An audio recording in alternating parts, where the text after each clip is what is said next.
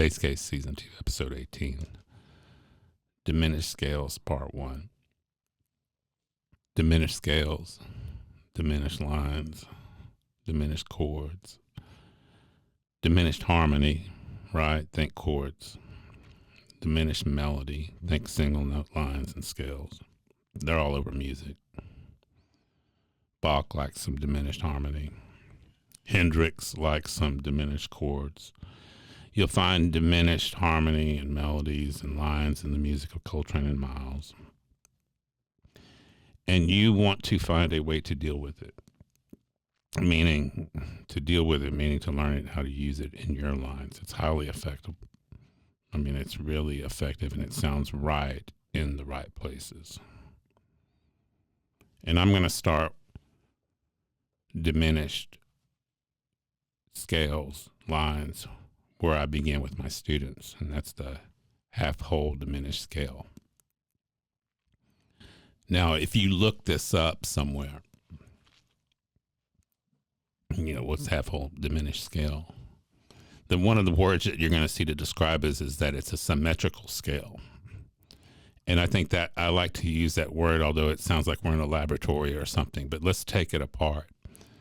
And let's go with the converse, right? The antonym of symmetrical, which is asymmetrical. And there's asymmetrical scales and asymmetrical lines. And an asymmetrical scale is like your major scale. It's totally asymmetrical. Now, here's the definition of asymmetrical. I pulled out the dictionary. Having parts that fail to correspond to each other in arrangement. That makes it sound complicated. Major scale is a perfect example of that, though. It starts with a major second, C to D. Then there's another major second, D to E. And then there's a minor second, E to F. And then there's a major second, F to G. And then there's another major second, G to A. And then there's another major second, A to B. And then there's a minor second, B to C. So you got two major seconds, then a minor second, then three major seconds, then a minor second. This is very confusing. But they're meaning that there's no real pattern to it. Thus, asymmetrical. Now, the diminished scale that I'm going to spend 2 or 3 episodes on, the half-whole diminished scale, it's symmetrical. It's half-whole, meaning half-step, whole step. And that's the way it works. Half-step, whole step, half-step, whole step, half-step, whole step, into infinity. If you had that type of musical instrument that could stretch into infinity, you could play that half-step, half-whole scale into infinity. And it stays with that symmetrical pattern of half-whole.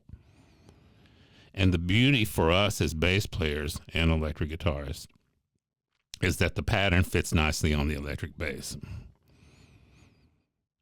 Okay, and I'm going to demonstrate these, and you can find the videos on YouTube. So here is number 1, C half-whole scale, 1 octave, ascending.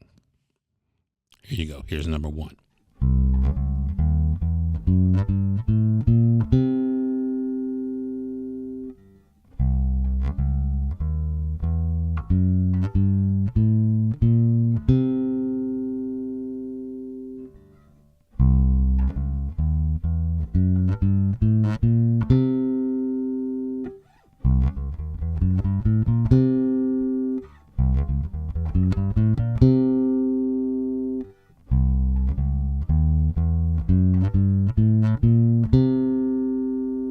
Now, you can just slide into the half steps too. Check out the videos on YouTube. I'll do it both ways. Okay, same scale, C half-whole scale, 1 octave, but descending. I'm going to start on the high C and bring it back down. So here is number 2.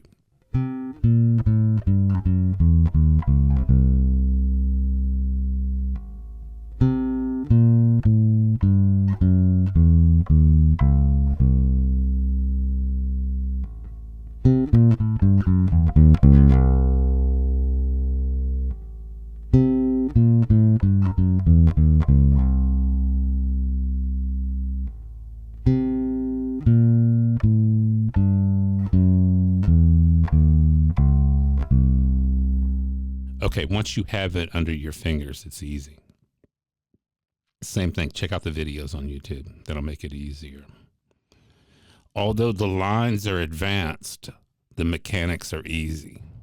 I mean, think about it. It's just doing one thing. Half whole, half whole, half whole, half whole.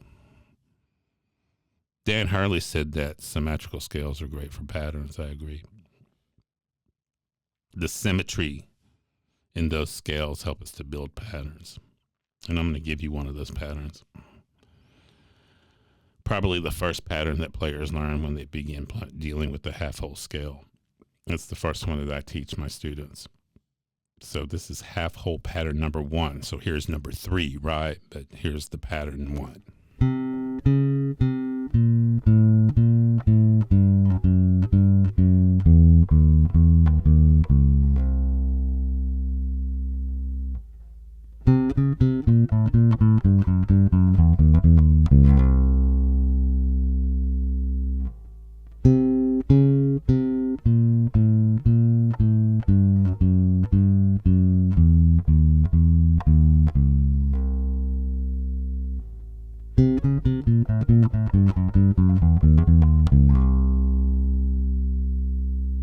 Okay, now basically it's just a descending half-whole scale, but with a little trick in there, right? A little symmetrical trick.